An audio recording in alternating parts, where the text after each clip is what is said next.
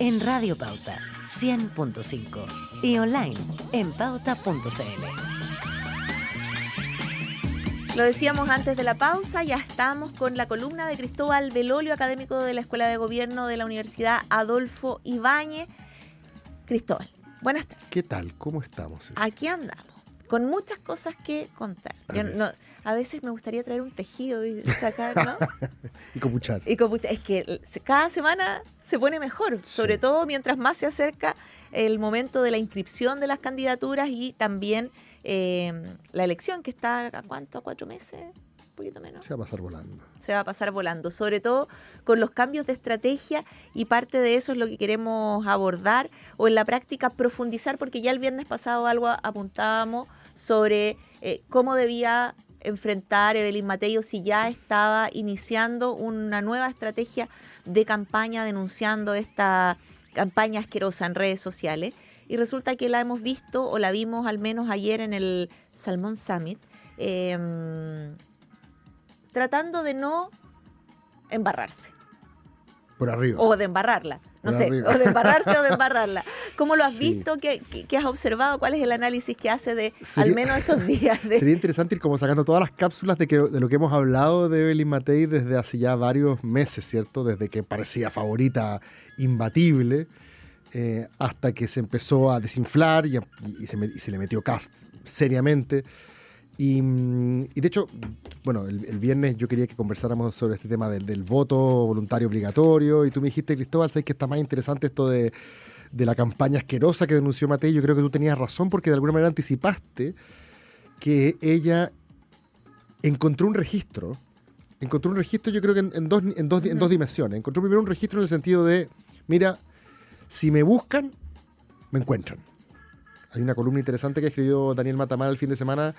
Más allá, dejemos hoy día las críticas a republicanos y a la estrategia, sí, porque eso ya lo vimos harto el viernes, pero a esa cuestión de, mira, si aquí crees que te vas a encontrar, ¿cierto?, con una señora pasiva que va a permitir esto. No, o sea, cuando se meten conmigo, aquí les va a costar, ¿cierto?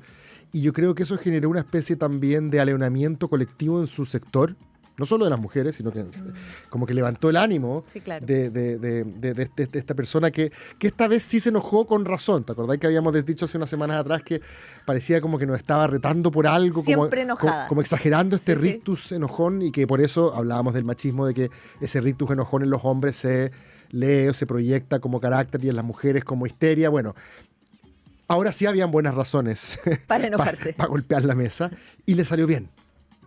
Y me parece interesante porque creo que fue aquí en Pauta también que escuché a Gumucio, sí, donde él decía, claro, donde él decía que no estaba tan seguro de que le convenía a Matei esta victimización, ¿cierto?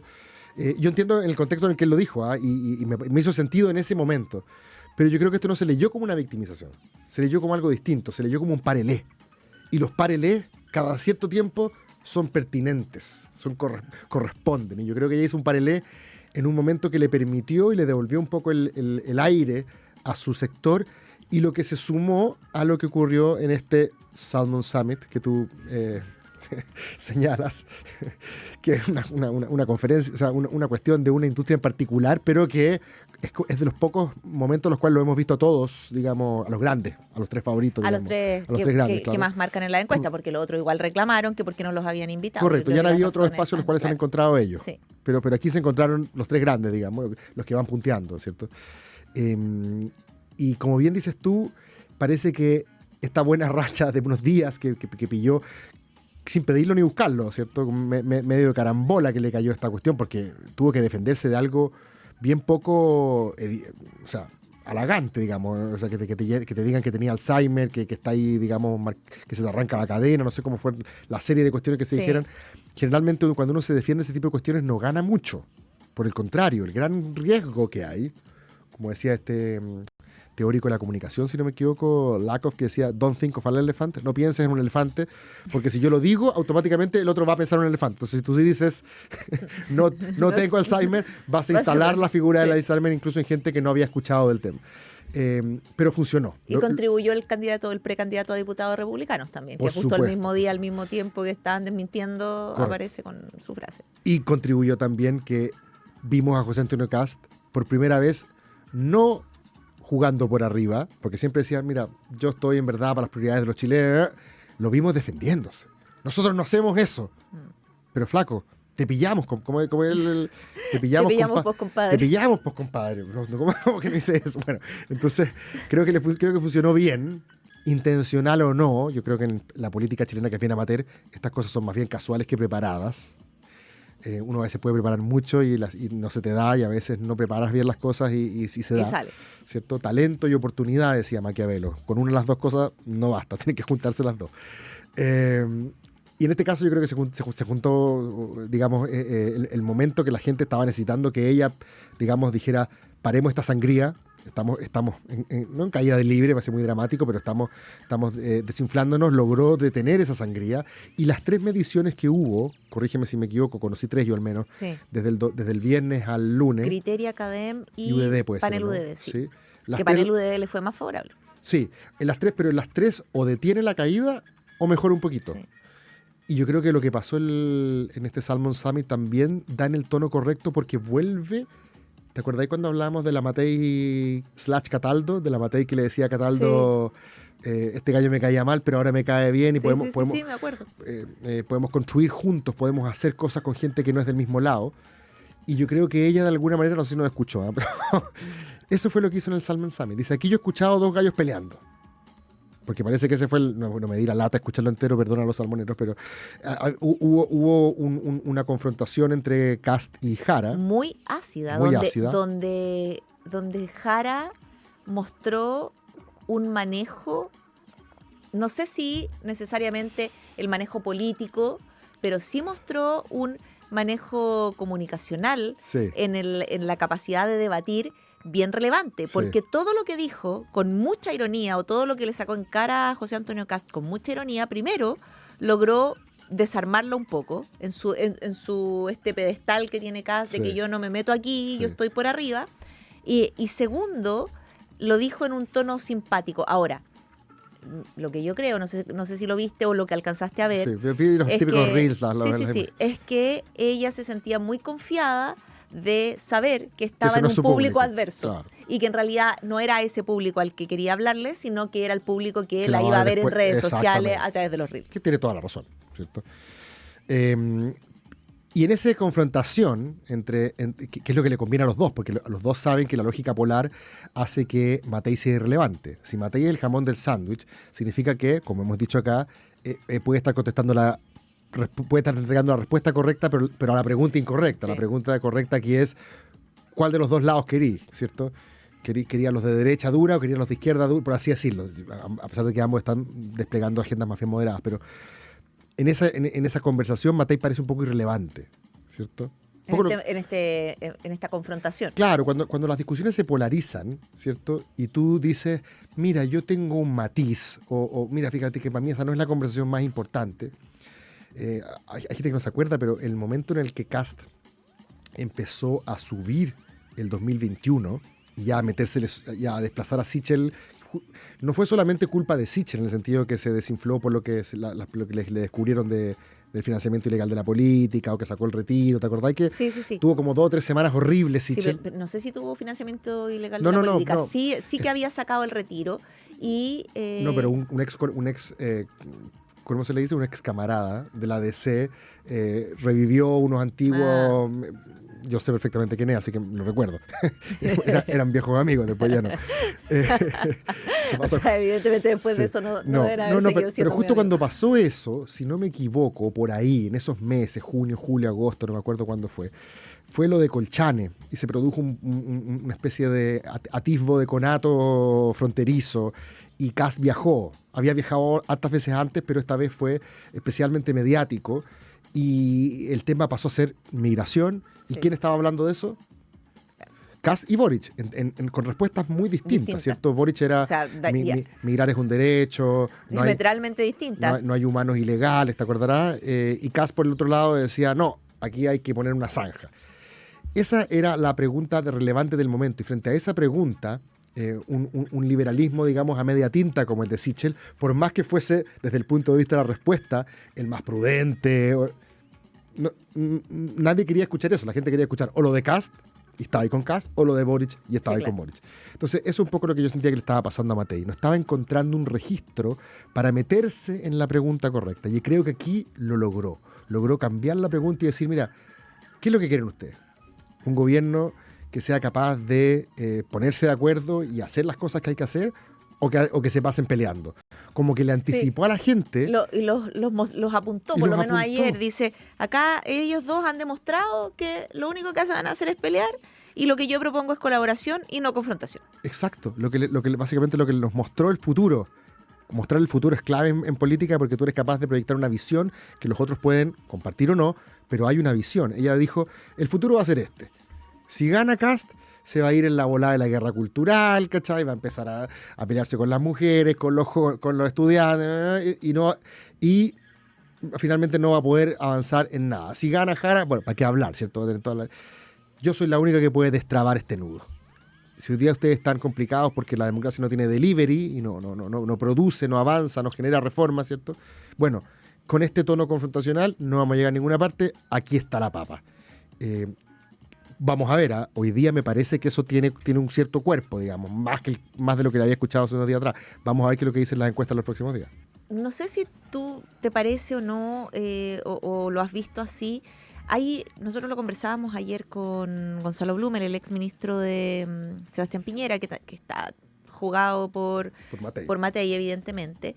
Y hay un tema que siempre es bien recurrente y que probablemente no habían sabido aquilatar, y que tiene que ver con el famoso rechazo, con el famoso, yo a esta altura es como la épica del rechazo para el sector de Chile Vamos. El mitológico 62%, dices tú. El mitológico 62%. Pero hasta el momento, o hasta ayer, no habíamos visto necesariamente cómo atraer a ese 62%. ¿Existe ese 62%? Yo creo que no. O sea, yo siempre he creído que no existe porque ese 62% mezcló mundos muy distintos. Es casi tan variopinto como el apruebo de entrada. En la prueba de entrada, y esto lo voy a simplificar, en la prueba de entrada habían dos almas. Había un alma que decía, yo estoy aprobando cambiar la Constitución porque lo que quiero es un modelo distinto para Chile. Llamémosle un apruebo sustantivo, un apruebo que no le bastaba un nuevo texto, quería un nuevo modelo de desarrollo, quería derrotar el neoliberalismo y votó apruebo para eso. Y por lo tanto, si tú les entregabas una Constitución que no hiciera eso, no estaba hecha la pega, no estaba hecha la tarea, se votó apruebo para cambiar el modelo. Y había otro grupo, dentro del cual me cuento yo, de hecho, que votó apruebo porque creía que procedimentalmente Chile requería, merecía una Constitución aprobada en democracia.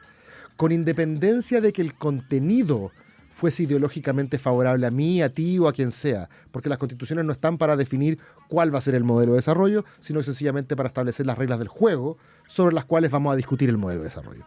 Entonces, ¿ese era tu discurso de candidato? más fome, yo creo que por eso perdí también. Yo decía esto en los foros y me decían, pero tenéis que decir qué es lo que queréis que tenga. Y yo, como no, las vigas de la casa, tenga el marco.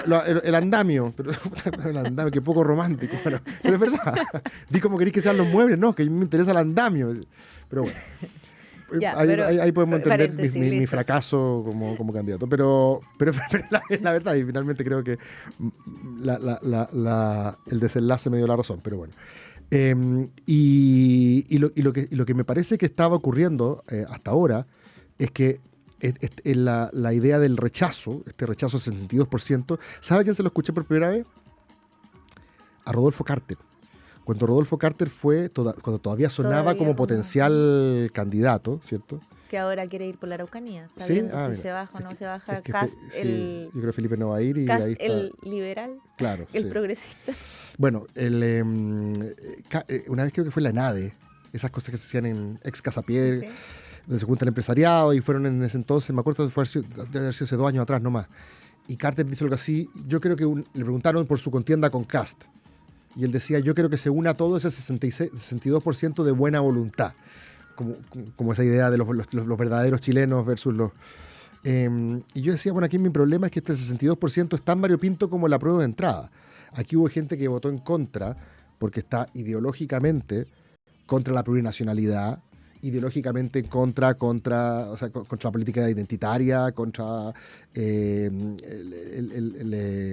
la cuestión de género, contra el Estado laico, cosas. Sí. Había cuestiones muy particulares, pero también, El wokismo, digamos. claro, pero Por también, llamarlo de alguna manera. pero Sí. también había otro rechazo, ¿cierto? Que creía que Chile, desde el punto de vista de las inversiones o la inestabilidad, había otro rechazo, y aquí también me siento identificado, que tenía un problema con la construcción de un pacto social donde participa la mitad y la excluís a la otra. La poca sustentabilidad de una constitución que se construye suma cero. Es decir, donde el triunfo de unos, la derrota de unos legitima el triunfo de los otros. Sí, claro, la forma como se impugnó al grupo derecha, que no a la era, élite, a la minoría que en la práctica... No era minoría.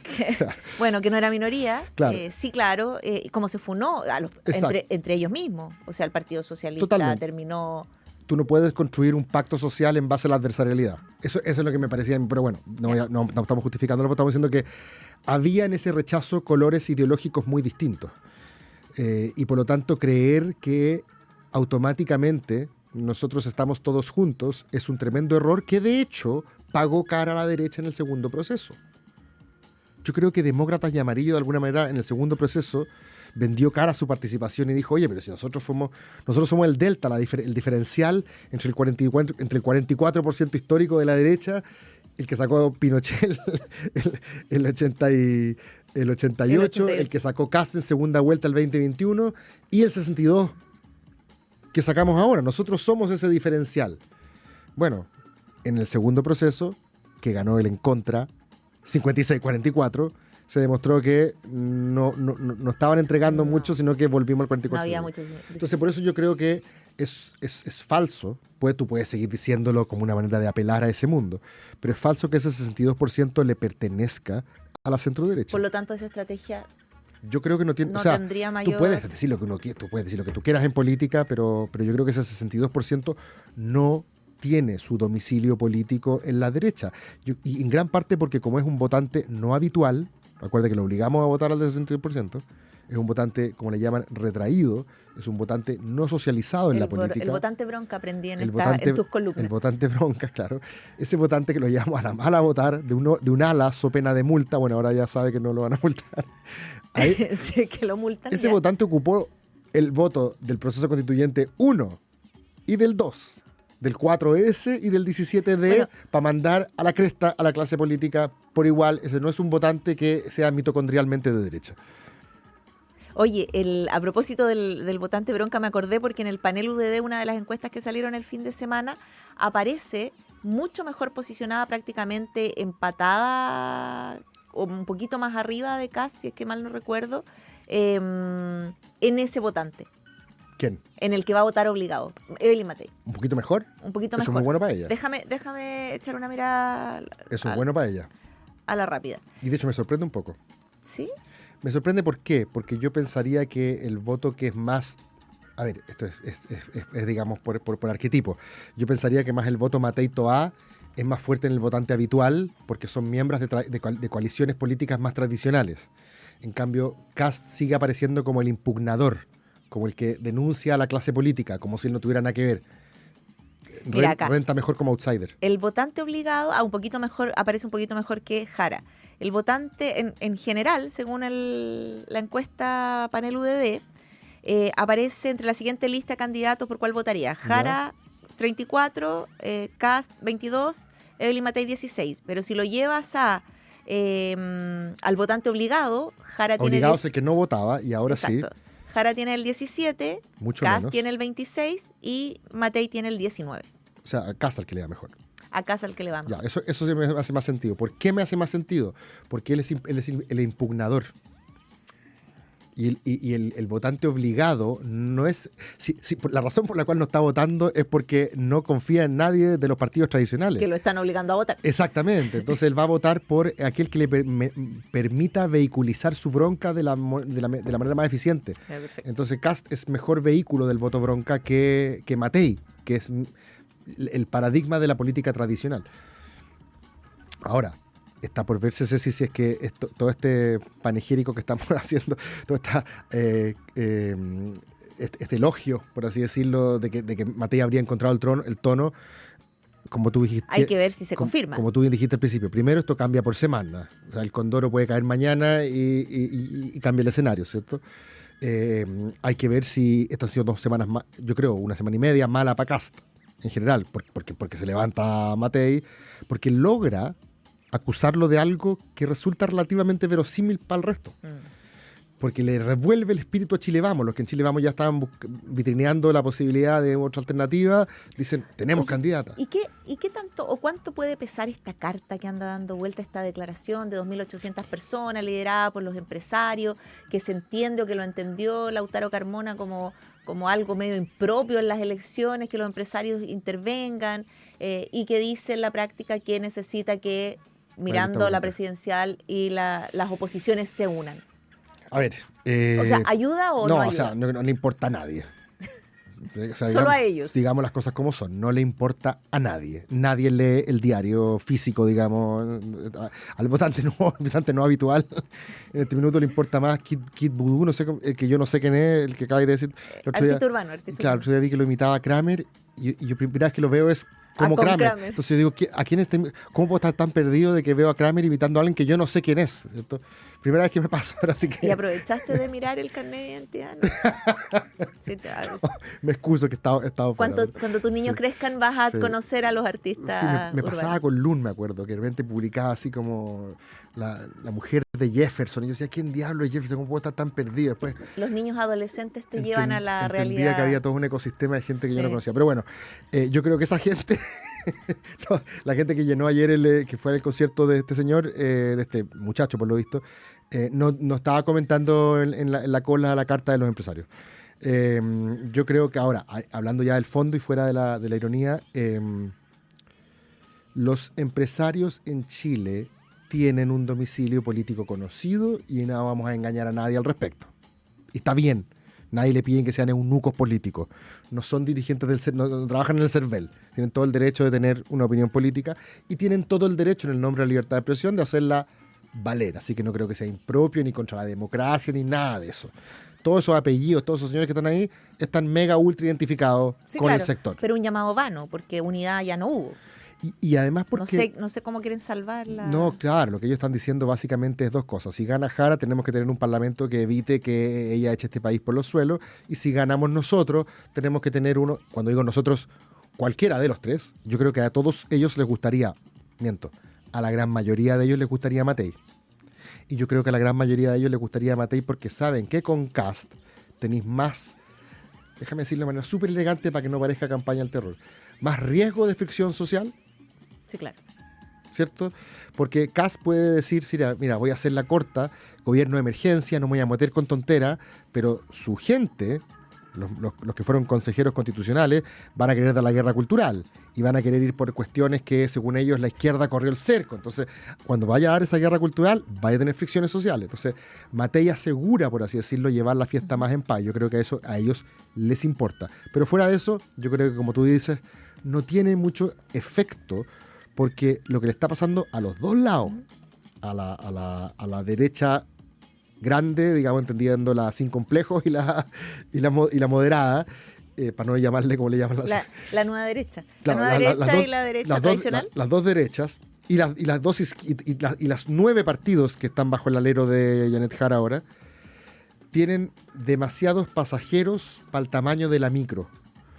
Entendiendo por micro cuántos candidatos puede llevar por distrito. Entonces, por ejemplo, en Arica, que tenéis que llevar, se eligen 3, tenéis que llevar a 4, puede que tengáis que dejar a diputados en ejercicio fuera, así que sumáis los 9 partidos. Perfecto. Entonces no se puede y van a tener que ir con 2 micros cada uno. Conversación y análisis para la próxima semana, la columna de Cristóbal Belolio, académico de la Escuela de Gobierno de la Universidad Adolfo Ibáñez, aquí en Radio Pauta. Muchas gracias, Cristóbal.